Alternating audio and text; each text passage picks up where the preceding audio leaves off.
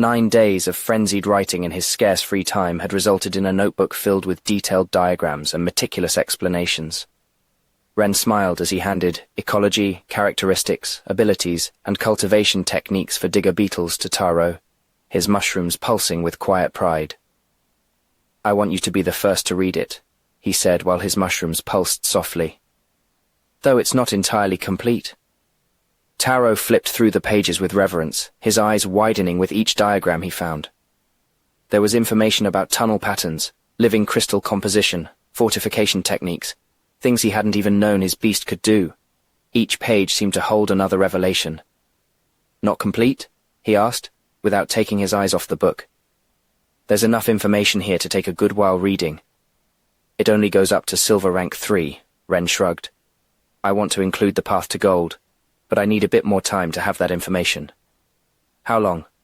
Taro finally looked up from the book. "Don't worry," Ren smiled while his mushrooms pulsed. "It'll take you some years to reach Silver 3, so I'll have plenty of time to complete it, and I only need one more day to know." Taro froze, his mind suddenly connecting the dots. Tomorrow. Tomorrow Ren would complete his 100 days of cultivation. Tomorrow he would reach Bronze Rank 1. "Tomorrow you're going to—" Taro didn't complete the question, but he didn't need to. "Yes." Ren nodded while his mushrooms pulsed with anticipation. "Tomorrow I'll know." On the 25th day of the 5th month, exactly 145 days after entering the academy, Ren held the final bronze crystal, a golden mushroom, and the intelligence rune in his hands. The moment he had been waiting for had finally arrived. Liu, Taro, and Min held their breath, clustered around his bed. Their beasts manifested partially, responding to their anticipation. Lin leaned against the doorframe, apparently relaxed but missing no detail, and ensuring her student wouldn't try to escape training afterward. "Here we go," Ren murmured while his mushrooms pulsed softly. He absorbed the materials, and the glow was subtle, so subtle that for a moment his friends wondered if something had gone wrong. The previous days of his normal cultivation had been much more intense. This seemed almost anticlimactic in comparison. Did it work? Min leaned forward, his snake mirroring his movement. "Your mushrooms seem to glow a bit more." "Maybe?" Liu squinted, his nightbat vision manifesting. It's hard to tell if they're glowing more or if it's just the morning light. But Ren was smiling. In his mind, new evolution paths unfolded like an intricate map. He could see routes that were previously nebulous, patterns that extended all the way to— "I can see it," he whispered in awe. "Up to Gold Rank 1, the path is clearer now." "But what changed?" Taro asked, searching for any visible difference. "I don't see any new manifestation in your beast." "In my body I don't notice much difference," Ren admitted. "But my spore is no longer a simple cloud of inactive tiny seeds. It's a complete beast now, a real fungus." The four exchanged expectant looks. "Could you?" Min made a vague gesture. "Show you my beast at Bronze Rank 1? Ren completed the question. "I suppose so, though I don't love losing the knowledge flow from my head." "Most of it is memorized already, isn't it?" Lin commented from the door. "And I admit I'm curious too." Ren nodded, and for the first time in a long time, separated his spore from his body.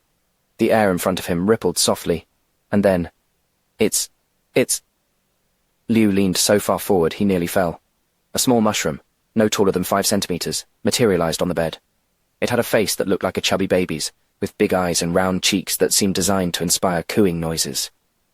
"It's tiny." Min couldn't contain himself. "What's the increase to your capabilities now?"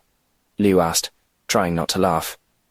20% in strength and another 20% in intelligence," Ren responded with dignity. Laughter erupted in the room. Even Lin had to cover her mouth with one hand.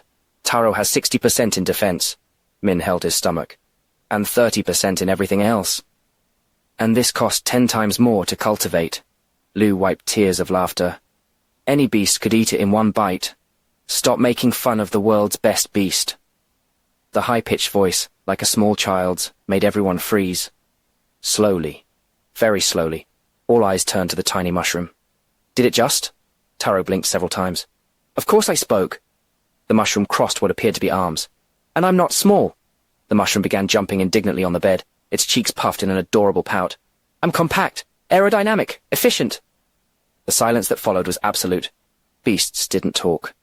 It was a known fact that they communicated mentally with their tamers, sharing sensations and emotions directly because they were part of them.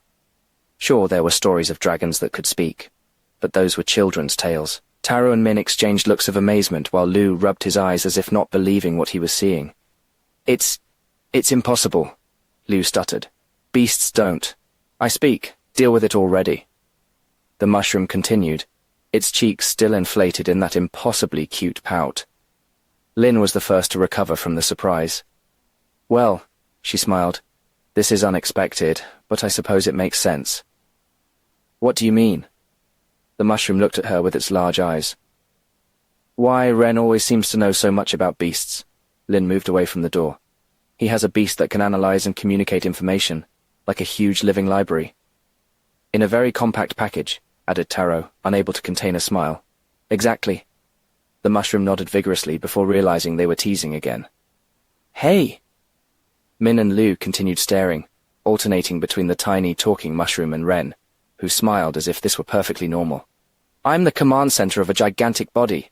It's like your brains. Do you think you're small if you only count your brain and couldn't see yourselves complete?" "Command center?" Liu leaned closer to see the tiny mushroom better. "Yes, of the biggest beast of all," declared the mushroom proudly. Laughter erupted again. "Why are you laughing? My mana roots, so fine that not even the sharpest eye could see them, will extend throughout the world. For now they only reach the first part of the gold ring," the mushroom admitted, but its eyes shone with determination. "But one day my influence will touch every corner of the world. I'll know all the secrets, all of them." Something about seeing the tiny creature claim it occupied such an enormous expanse of land made the boys unable to stop laughing,